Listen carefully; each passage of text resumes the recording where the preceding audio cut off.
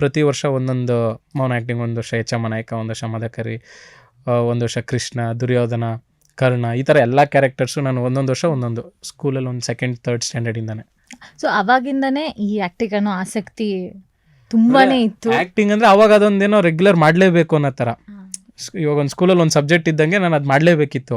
But ಅದ್ರ cinema ಮೇಲೆ interest ಬರೋ ಕಾರಣ ನಾನು ಸ್ಕೂಲ್ ಓನರು. ಸೊ ಅದು ಅವಾಗಿನ ವೆರಿ ಫಸ್ಟ್ ಬಿಗಿನಿಂಗ್ ಅಲ್ವಾ ಸ್ಕೂಲು. ಸೊ ಇದ್ದಿದ್ದೇ 3 class, first standard, LKG UKG first standard. ನಾವು ಹೋಗ್ತಾ ಬಿಲ್ಡ್ ಆಗಿದ್ದು ಸ್ಕೂಲು. ಸೊ ನಾವು ಬೆಳ್ದಂಗೆ ಸ್ಕೂಲ್ ಬೆಳೆದಿದ್ದು. ಇವತ್ತು 2 ಸ್ಕೂಲ್ ಆಗಿದೆ ಅದು. ಸೊ ಆ ಓನರ್ ಅವ್ರಿಗೂ ಇದೆಲ್ಲ ಇಂಟ್ರೆಸ್ಟ್ ಜಾಸ್ತಿ, ಸಿನಿಮಾ ಎಂಟರ್ಟೈನ್ಮೆಂಟ್ ಫೀಲ್ಡು. ಸೊ ಅವ್ರು ಯಾವಾಗಲೂ ನನ್ನ ಪುಷ್ ಮಾಡೋರು, ನೀನು ಮಾಡು, ಅದು ಮಾಡು. ನಮ್ಮ ಮನೇಲಿ ಇವಾಗ ಏನಾದರೂ ನಮ್ಮ ಮನೆಗೆ ಒಂದು ಕಾಸ್ಟ್ಯೂಮ್ ತೊಗೊಬೇಕು, ಅದು ರೆಂಟಲ್ಲೂ 150-200 ರೂಪಾಯಿ ಆಗುತ್ತೆ, ಅದು ಬೇಡ ಅಂದರೆ ನಮ್ಮ ಸರ್ ನಾನು ಕೊಡ್ತೀನಿ, ನೀನು ಮಾಡೋ ಅಂತ ಪುಷ್ ಮಾಡೋರು. ಸೊ ಅದು ಹೋಗ್ತಾ ನೆಕ್ಸ್ಟ್ ಕಾಲೇಜ್ ಡೇಸ್ಗೆ ಹೋಗಿದ್ವಿ, ಜೊತೆಲಿ ಸಿನಿಮಾಗೆ ಹೋಗೋಕೆ ಸ್ಟಾರ್ಟ್ ಮಾಡಿದ್ವಿ ಅವ್ರ ಜೊತೆ. ಸೊ ರೆಗ್ಯುಲರ್ ಅವರು ತುಂಬ ಸಿನಿಮಾಸ್ ನೋಡೋರು.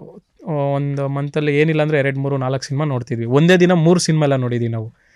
ಸೊ ಆವಾಗ ಸಿನಿಮಾ ಇಂಟ್ರೆಸ್ಟ್ ಜಾಸ್ತಿ ಆಗಿದ್ದು, ಸಿನಿಮಾದಲ್ಲಿ ಆ್ಯಕ್ಟ್ ಮಾಡಬೇಕು ಹಂಗೆ ಅಂತ. ಸೊ ನನಗೆ ಅವರೇ ಎಲ್ಲ ಸ್ಪಾನ್ಸರ್ ಆವಾಗಿಂದ, ಸ್ಟಡೀಸ್ ವೈಸು, ಸ್ಕೂಲಿಂದ ಕಾಲೇಜು, ಕಂಪ್ಲೀಟ್ ಇಂಜಿನಿಯರಿಂಗು ಎಲ್ಲ.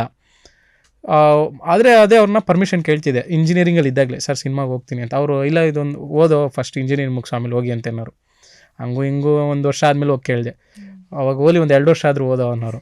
ಹಂಗೆ ಅವ್ರನ್ನ ಫೋರ್ಸ್ ಮಾಡಿ ಬಿಡ್ತಾ ಇರಲಿಲ್ಲ ನಾನು. ಸರಿ ಲಾಸ್ಟ್ಗೆ ಸರಿ ಮಾಡೋಗಪ್ಪ ಅಂತ. ಸೊ ನಮ್ಮ ಮನೇಲೇನು ಪರ್ಮಿಷನ್ ಕೇಳಿರಲಿಲ್ಲ, ಅವ್ರ ಪರ್ಮಿಷನ್ ಕೇಳಿ ಅವ್ರು ಹೋಗೋ ಅಂದಮೇಲೆ ಅವಾಗ ಸ್ಟಾರ್ಟ್ ಆಗಿದ್ದು. ಕಿರಿಕ್ ಪಾರ್ಟಿ ಟೀಮ್ ಜೊತೆ ಆ್ಯಕ್ಚುಲಿ ನನ್ನ ಜರ್ನಿ ಸ್ಟಾರ್ಟ್ ಆಗಿದ್ದು. ಬಟ್ ಅದು ಎಲ್ಲ ಅಬ್ರಾಪ್ಟ್ ಎಂಡ್ ಆಯಿತು, ಅದು ಕಂಟಿನ್ಯೂ ಆಗಲಿಲ್ಲ. ಬೇರೆ ಕಡೆ ಆಡಿಷನ್ಸ್ ಥ್ರೂ ಹೋಗಿದೆ ಸಿನಿಮಾಗೆ.